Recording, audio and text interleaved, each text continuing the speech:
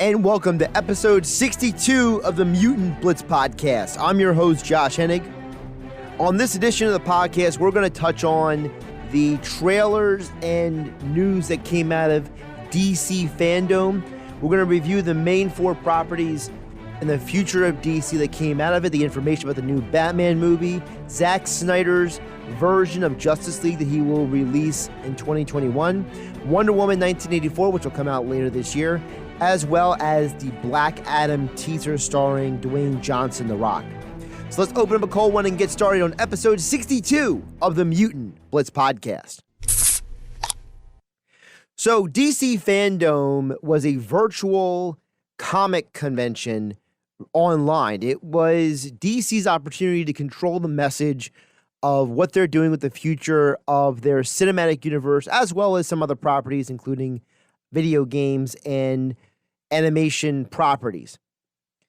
We're not going to focus on everything from DC FanDome because, number one, they didn't give you as much information about all the properties as was teased in the lead up to. And honestly, for the majority of people who might be interested in watching these movies, they weren't going to sit around all weekend and consuming hours and hours of digital content when the majority of us either have jobs or other parts of our lives we have to attend to.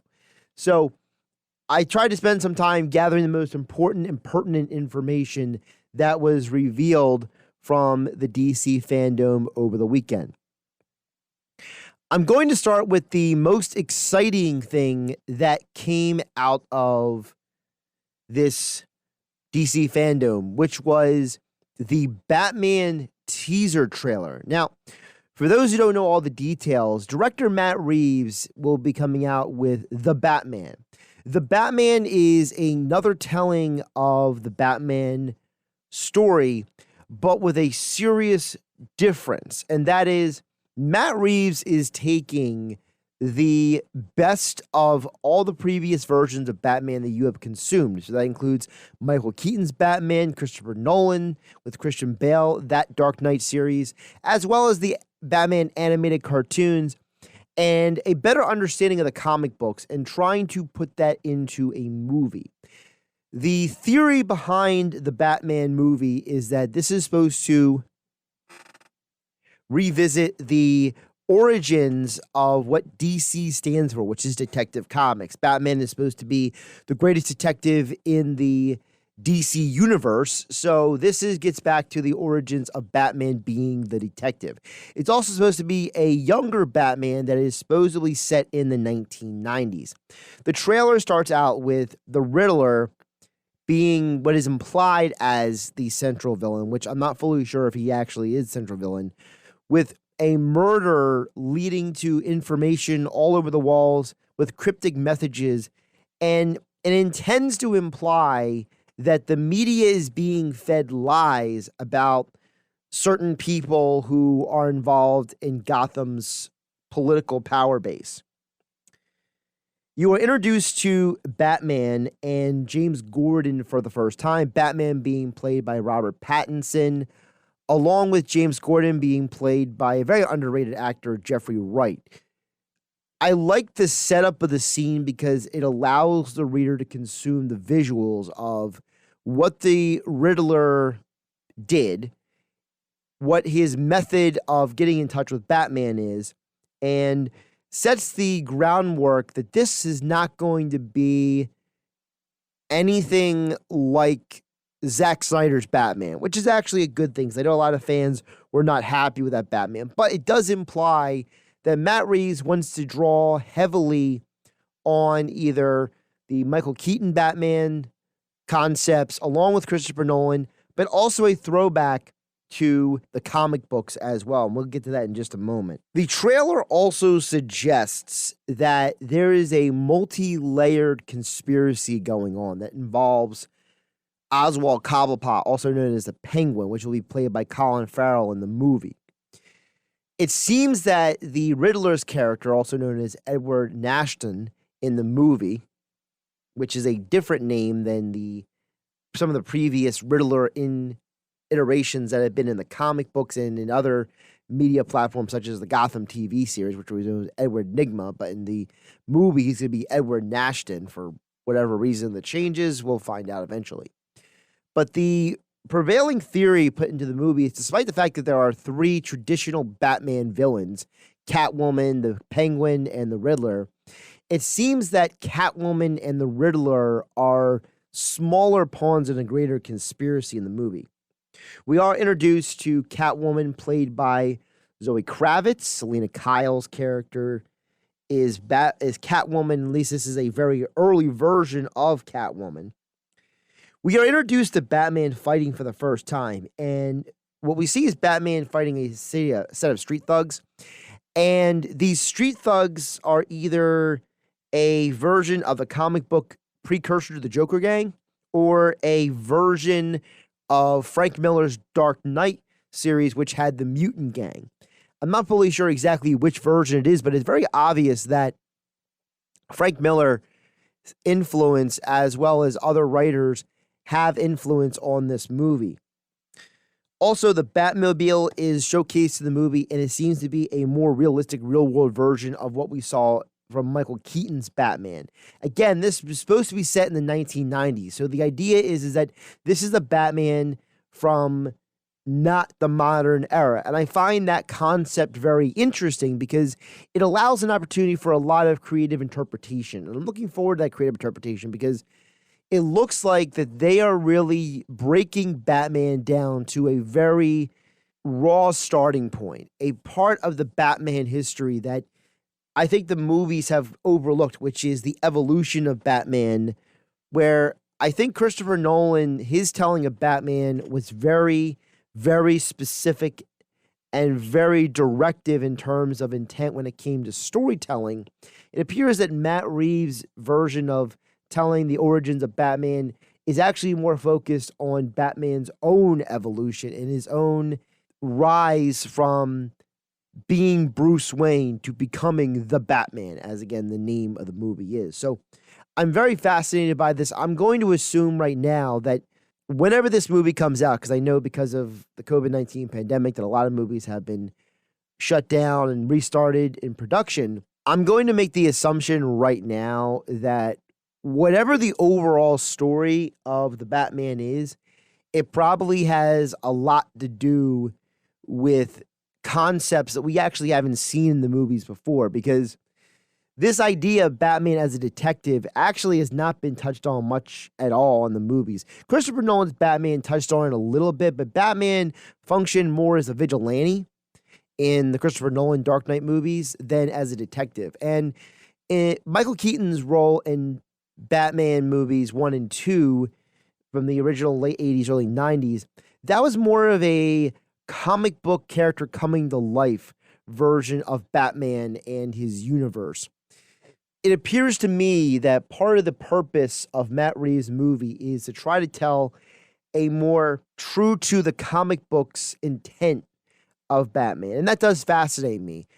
I like the cast. I think that having a cast as diverse and as strong in their portrayals of characters is important for this story as well, because it allows the Batman to be more than just the actors in the movie. One of the problems with Zack Snyder's movies is that when you're watching Man of Steel, when you're watching Batman v Superman, you're not 100% seeing Russell Crowe as Jor-El. He's not Jor-El the whole time. He does a great job of acting in the movie, but he's still kind of Russell Crowe. Ben Affleck is not 100% Bruce Wayne and Batman. He's still kind of Ben Affleck. And I feel like Matt Reeves is trying to break away from that, allowing the actors to overtake the character. It seems like he's allowing the actors to more embrace the character. And I hope that's a standard that they get to use moving forward with the DC universe in years to come. Speaking of Ben Affleck, Zack Snyder's Justice League teaser trailer that he revealed, while I'm not here for the background music, I could care less. I think that there's a lot of telltales from the trailer that are important to touch on here on the Mutant Blitz podcast. First of all, the trailer opens up with Darkseid at the very beginning. This seems to be Zack Snyder making it very obvious that the original intent of his Justice League movie has serious differences than what the movie became. Remember, when Zack Snyder had to step away for a personal family issue with the health of his daughter, they brought in Joss Whedon. Joss Whedon did a massive amount of retakes and reshoots. Him and along with Jeff Johns wanted to change the movie almost entirely. And it seems like in their efforts to change the movie, they didn't just fail the movie and fail all the fans. It seems like they actually took away a lot of the intent of Justice League, which was to have a direct link to the rest of the movies. This idea that Justice League was always going to be just a sequel to Batman v Superman seems to have never been Zack Snyder's intent. It seemed to have been that Justice League was going to be more of like a nexus, like a central point for the rest of the DC movies moving forward. And Darkseid appearing in the very first scene shows you that a major DC villain was actually always supposed to be the central point of the film, instead of Steppenwolf being a proxy villain, which was always a bad idea anyway. Also, it's very interesting to note that Zack Snyder shows you that there are scenes that have to do with Aquaman in his Justice League movie that have direct ties to what would become the Aquaman movie in the future, which the Aquaman movie was actually a very good movie in my opinion. And it seems like Snyder is showcasing again that his movie was never meant to be just a standalone Avengers version in the DC universe, that it was meant to be more of a linchpin for the rest of the DC universe. Now, whether you liked some of the interpretations of the DC characters or not, it seems like Zack Snyder had a greater intent with the movie. And we see that there are scenes, for example, of Aquaman coming to get his armor and his trident that you see in the Justice League movie. You see that it appears, I guess, at least implied by the trailer, that in the first war between Darkseid and the superheroes of Earth, which at the time were Attilan, the king of Atlantis, as well as the Greek gods on Earth, along with the Amazons of Themyscira, it appears that during that huge battle where they saved the Earth, so it appears that one of the casualties of the first war with Darkseid, as shown in the movie, was actually the city of Atlantis sinking to the bottom of the ocean floor, and that was part of the reason potentially why King Attilan banished himself from his people, because he felt that he may have failed his people in trying to defend Earth. The teaser trailer also shows the Black Suit Superman, a direct ode to the Death of Superman comic book series, something that Zack Snyder was very intent on doing in the movie, but for some reason the DC hierarchy did not want him to do, to the point where they literally reshot different elements of the movie to get away from Zack Snyder wanting to make that hat tip to the comic books. And it seems like Zack Snyder's been given the authority to bring back that concept. Also, the trailer seems to imply that the Flash actually does some time travel in the movie, and he travels to a future where the Justice League is defeated and they cannot stop Darkseid and Steppenwolf's invasion of Earth, and that there is a dystopian future where Darkseid and his minions are ruling Earth as part of his apocalypse empire. The implication, if you add different pieces together, is that Superman's the key to stopping Darkseid. And that's been a consistent element from the comic books to the animated television series to the animated movies, and now has been brought into this Justice League movie, at least in Zack Snyder's telling of the Darkseid conflict. Because what Zack Snyder is doing is the Zack Snyder Justice League is actually going to be a 4-episode arc, as it's going to be released on HBO Max. It seems that Zack Snyder is going to have 0 edits. So this is not going to be a typically edited film with deleted scenes or anything. He's keeping everything in.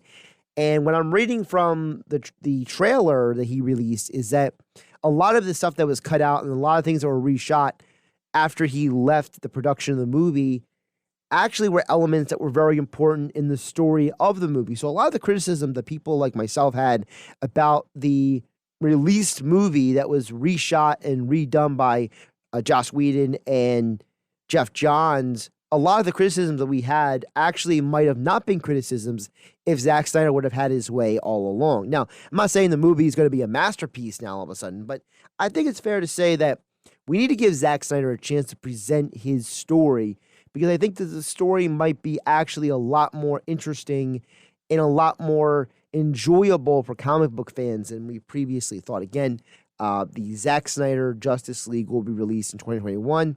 The projected date is January, but I'm not going to swear by that because of the fact that I think that there is something to be said for the fact that Zack Snyder is personally handling every element of the production and development of this product. So, his oversight and his meticulous nature may keep the release of the movie not being actually released on a specific date as previously discussed. And to be honest with you, it doesn't really matter because it's going to HBO Max and it's a digital platform. You don't actually have to do anything on a specific timetable. And because HBO Max and DC Warner Brothers are using their relationship to kind of boost this digital platform, it's fair to say that if you are somebody who is interested in watching this, you should probably wait to purchase HBO Max until this comes out, so you actually get all you want out of HBO Max and not be burdened down with all the other stuff that is not comic book related from HBO Max. The third trailer I want to touch on from DC FanDome was the latest trailer of Wonder Woman 1984. So this is the second trailer for Wonder Woman 1984. The expectation is that as soon as things die down with the pandemic and movie theaters are allowed to be reopened, that Wonder Woman 1984 will go back into theaters, similar to what Marvel is doing with Black Widow later this year. The second trailer showcases again that Diana's knowledge that she is the daughter of Zeus is her riding the lightning in the trailer. Specifically use the term ride the lightning is because part of Greek mythology, for those who don't know, is that Zeus travels via lightning, and that since he is the god of thunder, Diana is also allowed to utilize lightning in the sky for travel purposes. And you see her using her lasso of truth to latch on to lightning bolts flashing across the sky for her transportation purposes. So it's a little interesting hat tip to her knowledge from the first movie. We are also introduced to Cheetah in her full villainous form for the first time. Barbara Minerva's transformation from a regular human to an advanced superhuman animal, I guess we want to call it. Kristen Wiig's character makes an evolution because of her allying with the main villain of the movie, which is Max Lord. Now, Cheetah is a villain who is a major nemesis of Wonder Woman throughout the comic book history, but it appears that her being a major antagonist of Wonder Woman grows from her jealousy of Wonder Woman and her resentment of her and her manipulation of Maxwell Lord on Barbara, causing her to make this transformation and this turn. Remember, the original Wonder Woman trailer explains that Maxwell Lord is the villain, more so than this new trailer. This new trailer seems to just kind of showcase some new information about the movie, specifically about how Wonder Woman is not just dealing with the return of Steve Trevor, which is still a mystery, apparently. They don't even explain that in the trailer yet. But it also details part of the reason potentially why she is actually involved in any conflict, which is there is an implication because of the two trailers that Maxwell Lord, his manipulation of the world apparently reaches the White House and potentially could escalate the Cold War to heights that it was never supposed to have been elevated to. And Wonder Woman has to go to the White House to basically fend off an attack on the White House and try to basically, I'm assuming, not let the president get killed by Maxwell Lord and his henchmen or his allies. Or again, some of this stuff is we're kind of piecing it together. We do get another look again at Diana Prince's golden armor, a entity that is supposed to be directly linked to her lineage, not just from the Amazons or Themyscira, but also her lineage and her being a demigod, the daughter of Zeus. They also showcase a little bit how the movie is set in 1984, literally, not just figuratively, different elements of scenery, different elements of technology, different elements of the differences between the world that Steve Trevor knew versus the world that he is in now with Diana Prince. I find it interesting that they're not being very specific about all the details of the plot line, and I think that's actually a good thing. I like the fact that they're not being 100% specific, and I love the idea that Patty Jenkins, the director and one of the writers, is trying to entice you with the movie by not giving away all the details, because if you give away too many details, you're going to actually give away what makes Wonder Woman interesting, which is she's always fighting on the side of right, and she's always having to try to figure out things that are not obvious. And it's an interesting twist that the first movie, it was her first introduction to man's world, as they called it, the world of men, whereas Themyscira was only women. And she's now lived on Earth among regular humans for now 60 plus years. So the idea is that she's much more savvy and much more knowledgeable of the regular world than she was in the first movie, which implies that the challenge for her is no longer deciphering the differences between the regular world and what has to do with her dealing with the hand of the gods involved in the affairs of men, but also dealing with a maniacal and manipulative figure in Max Lord. It's implied in the trailers that Max Lord himself gains powers that are beyond regular humans. So either Max Lord makes a deal with one of the devious Greek gods, or he discovers a part of Greek mythology that allows him to have power that he's not supposed to have. And that has to do with transforming Barbara Minerva into Cheetah. It has to do with his assault on the White House, his desire to escalate the Cold War, and the reason why Diana has to get involved in the first place. Instead of enjoying her time with Steve Trevor, returned to her in 1984. Again, this is not the number one movie I listed on here because I already knew about Wonder Woman. I was already looking forward to it this year.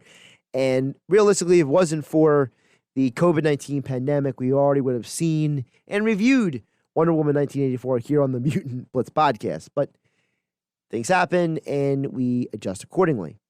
The final trailer that I saw from the DC FanDome that I wanted to touch on was the Black Adam trailer. So Dwayne Johnson narrates a 71-second trailer that has to do with the telling of Black Adam's story.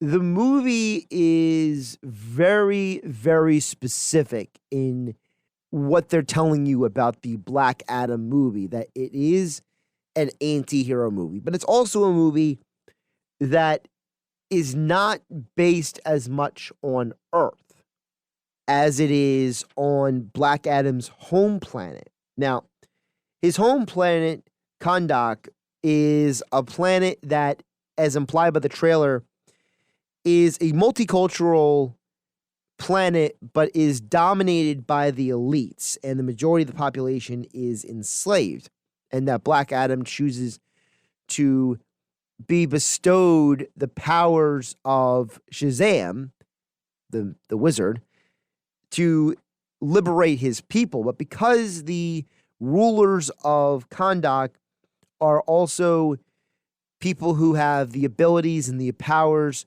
of the mystic arts as well, that they banish him for 5,000 years.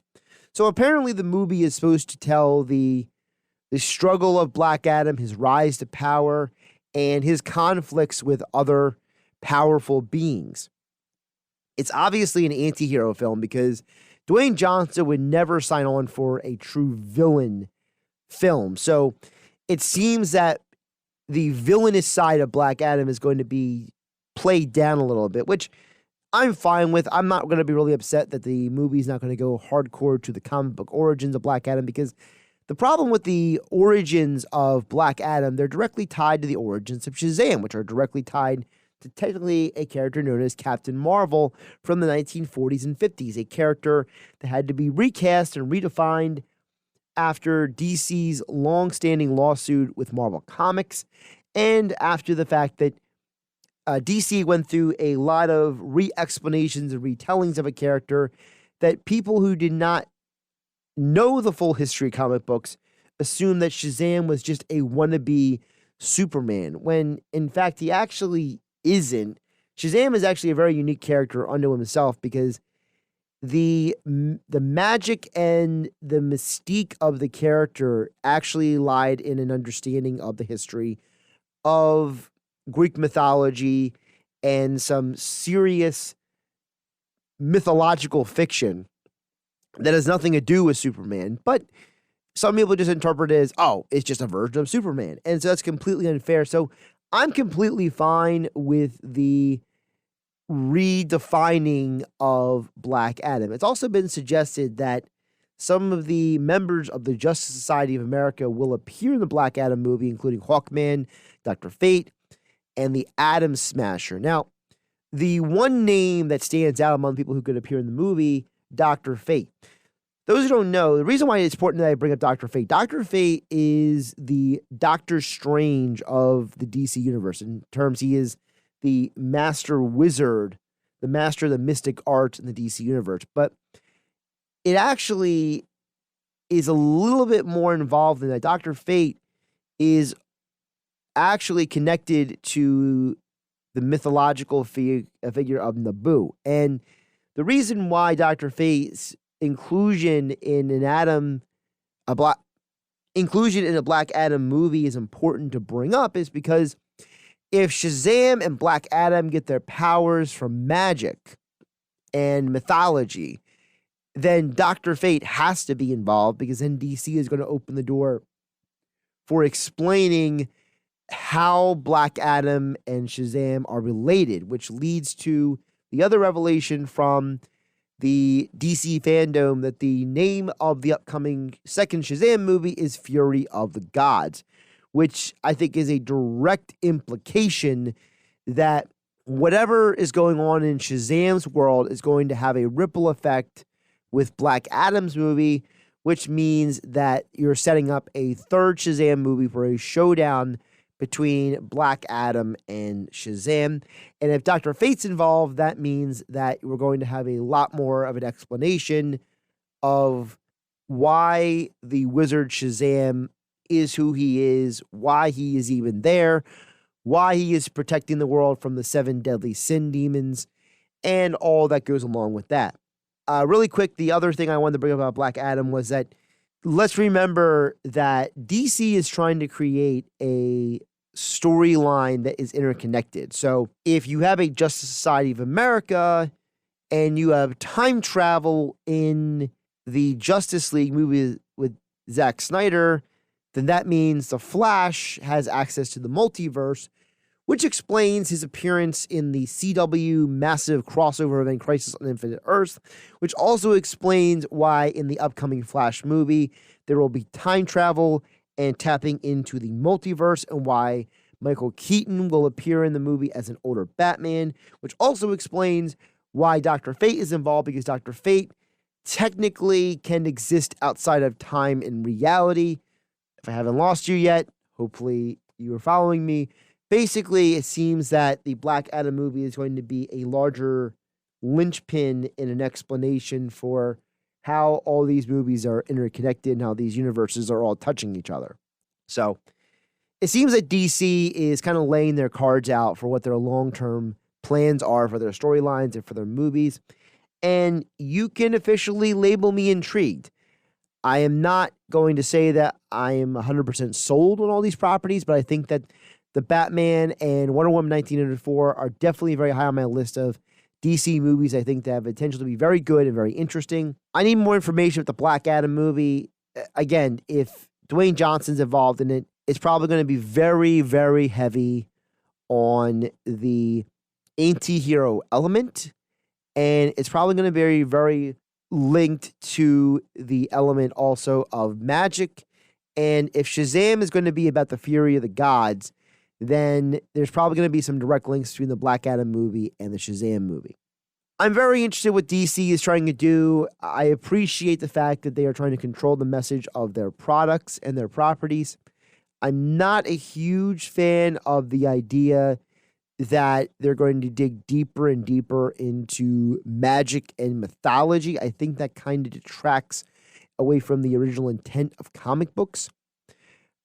If you noticed, one of the trailers I did not review is the James Gunn Suicide Squad. The reason I'm not reviewing that is because, to be honest with you, we don't have a lot of information. And I'm not going to place any extensive conjecture about something that we just don't have a lot of information on. But I will say about James Gunn, he is the kind of director and person who, when he is involved in something, he is going to try to do it better than anybody else can do. And at least that should give you confidence that the Suicide Squad, if nothing else, will be interesting. I'm not promising you it'll be a great movie, but it will be interesting, to say the least. Thanks again for listening to this edition of the Mutant Blitz Podcast. If you have any thoughts on this edition of the podcast, you can hit me up at Josh Hennig on Twitter or drop it down below here on the YouTube channel. If you are listening on Spotify, Google Podcasts, or Apple Podcasts, make sure you hit that subscribe button, leave a review, letting me know what you think of the podcast. Also, we will be discussing Marvel's Agents of S.H.I.E.L.D. in the next episode of the podcast. Again, that show officially came to an end. I'll give you my review of the final season and what it means for what Marvel is doing moving forward with their Disney Plus properties. So we got a lot to get to in the coming months. Again, as soon as the COVID-19 pandemic allows for the reopening of movie theaters, we will see Wonder Woman 1984 and Marvel's Black Widow in the movie theaters some point in the fall. I'm assuming October and November. Right now, there's a projection that Wonder Woman 1984 could be in October and Black Widow will be in November. And of course, we will review all of that right here on the Mutant Blitz Podcast with your host, me, Josh Hennig. Follow me on Twitter at Josh Hennig, and make sure you hit that subscribe button to catch every edition of the podcast when we hit you up with it, when there is news and topics to talk about in the comic book world of television and movies.